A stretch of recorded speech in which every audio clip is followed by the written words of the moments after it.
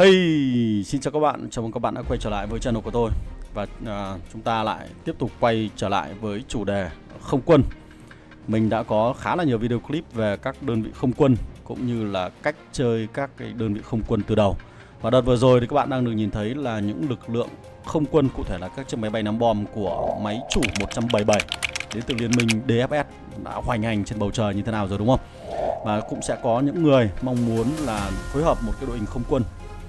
Thì ngày hôm nay mình sẽ làm một video clip dành cho các bạn, những người chơi tiêm kích trước đã nhé.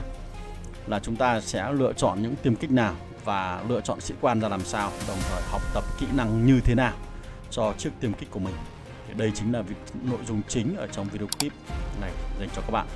Và đừng quên cho mình một like, share và subscribe channel nhé. Còn bây giờ, let's go!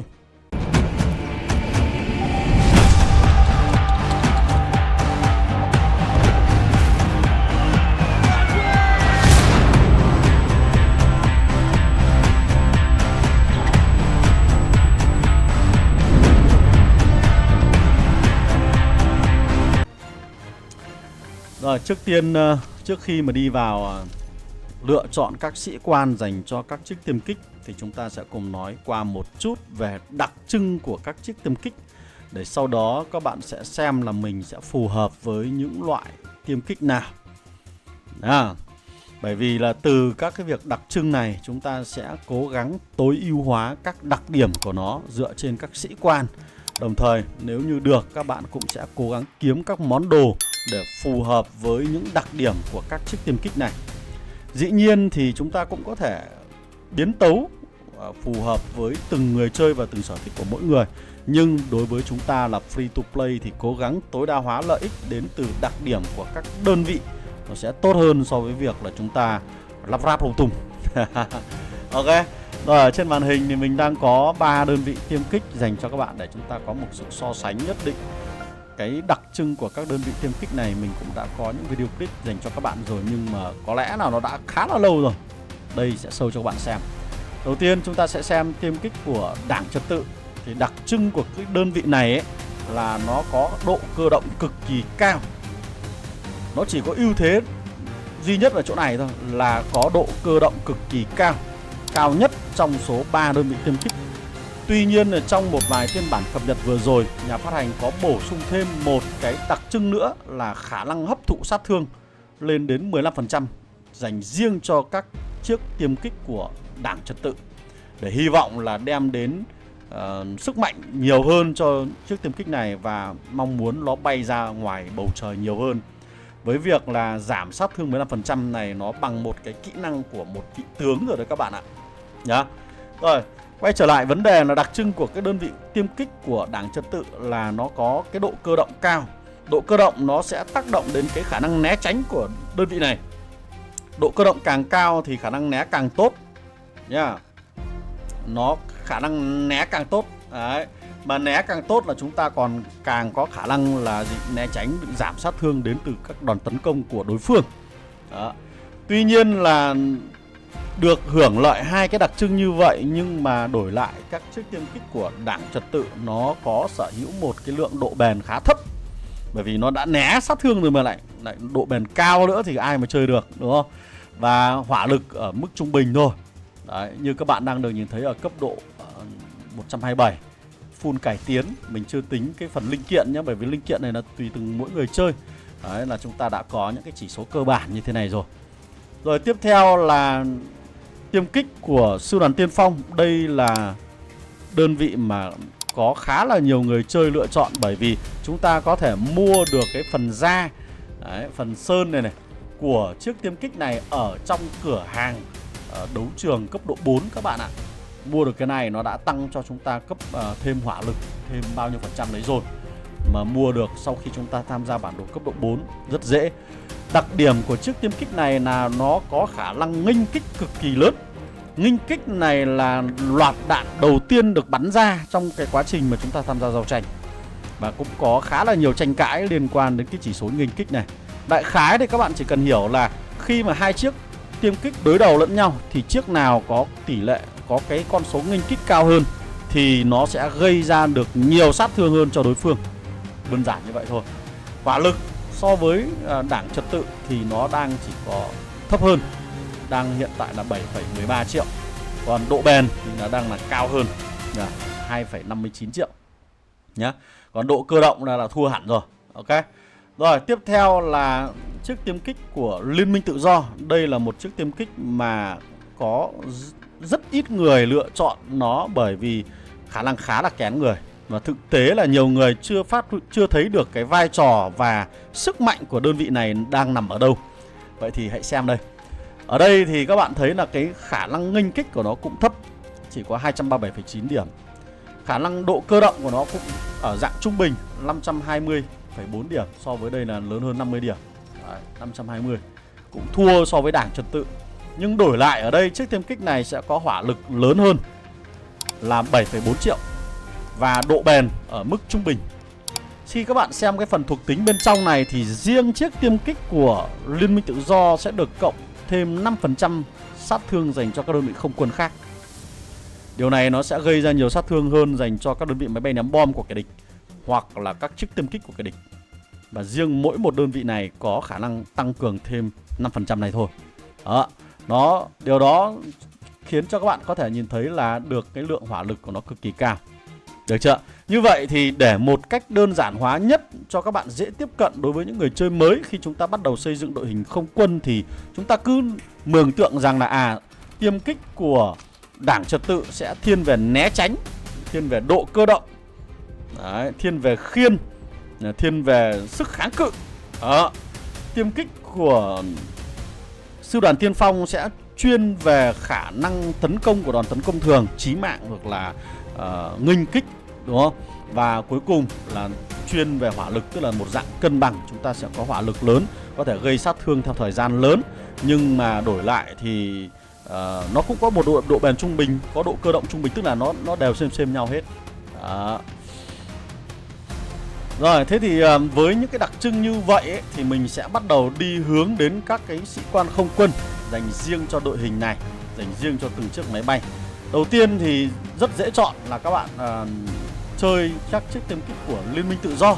Thì mình sẽ khuyến nghị các bạn có thể chọn sĩ quan khởi đầu liên quan đến lực lượng không quân, đó chính là anh chàng Dạ Ưng này. Sau đó sĩ quan quầy rượu thì chúng ta sẽ chọn là cô nàng là hacker bầu trời để làm sĩ quan đầu tiên trong quầy rượu của các bạn khi xây dựng đội hình không quân. Ở trong này thì do chúng ta triển khai cho chiếc tiêm kích của Liên minh Tự Do cho nên là mình sẽ chuyên về khả năng gây ra sát thương. Đấy, cộng với đặc trưng của hai cái sĩ quan này sẽ gây ra cái tỷ lệ chí mạng cộng với lại đòn tấn công bằng sát thương kỹ năng sĩ quan. Đấy nhá. Thế nên là mình sẽ tập trung nâng cấp cái tỷ lệ chí mạng của đòn tấn công thường và đòn tấn công kỹ năng sĩ quan đến từ các bộ kỹ năng. Trong đó thì mình sẽ ưu tiên học cái skill này là 10% cái tỷ lệ chí mạng của đòn tấn công thường là ok rồi. Sau đó là tăng cường sát thương 35% của cô nàng ném bom này. Đấy, còn đối với sĩ quan này chúng ta sẽ học là tăng cường sát thương và kháng sát thương 10% của anh chàng ngôi sao đang lên, rất là cơ bản, rất tốt. Đó. Và cuối cùng có thể tăng cường hỏa lực 30%. Cái hỏa lực này nó sẽ buff cho chúng ta cái chỉ số tấn công bằng đòn tấn công kỹ năng sĩ quan, nó sẽ gây ra được lượng sát thương lớn hơn.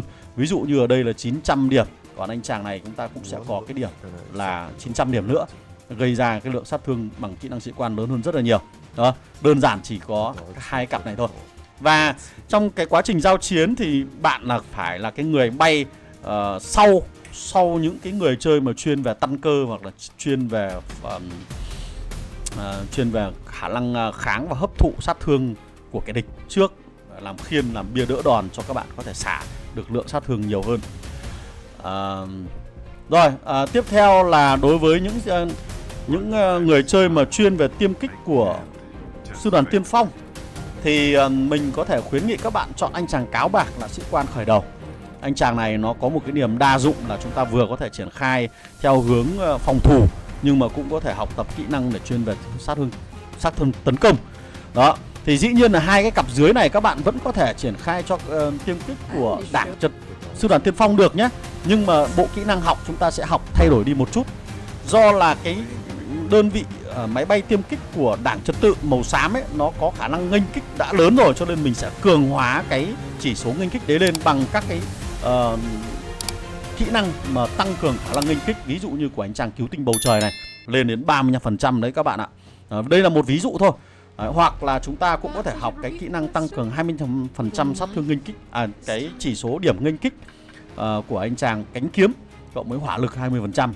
Đấy, ngoài ra thì chúng ta còn có những kỹ năng nào đó bổ sung thêm, ví dụ tăng cường độ bền cho nó cứng hơn, hoặc là tăng cường sát thương, hỏa lực. Đấy, rồi là độ bền, ví dụ như đến từ cái kỹ năng cân bằng của anh chàng ông chú Riemap này, khá là xứng đáng để chúng ta học tập đấy các bạn ạ. 35% hỏa lực cộng với 15% độ bền cơ mà. Đấy.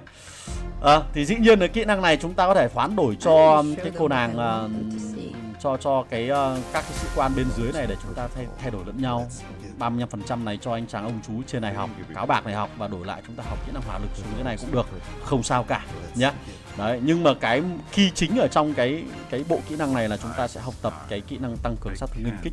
Bên này cũng vậy, chúng ta cố gắng là tăng cường cái chỉ số nghênh kích này lên. Đấy, tùy thuộc vào kho bài chúng ta đang có là cái gì. Bởi vì bản thân là những cái sĩ quan này nó đã có cái chỉ số nghênh kích rất lớn, nó cộng cho chúng ta nhiều. Và đây này, đây là kháng đòn tấn công thường và tấn công thường, đây là chỉ số nghênh kích 50% nhá. Đấy. Còn đối với đảng trật tự thì chúng ta sẽ chuyên về cơ động và né tránh, cho nên là không có ai khác phù hợp, đó là cô nàng phù thủy. Ngoài ra nếu như các bạn chưa có mũi tên thần thánh thì chúng ta có thể đi kẹp với cáo bạc. Cáo bạc cộng với phù thủy là một trong số những cặp bài rất tốt dành cho các cái máy bay của đảng trật tự các bạn nhé. Bởi bản thân cô nàng phù thủy này nó đã có một cái kỹ năng tăng cường độ cơ động 20% đây rồi. Đó. Và chúng ta cũng có thể học tập thêm một cái kỹ năng tăng cường độ cơ động 20% nữa của cô nàng này ngựa không trung. Nâng cái độ cơ động này lên cao nhất có thể, nhằm tăng cái tỷ lệ né tránh của chiếc thiên kích này lên nhiều hơn. Đó.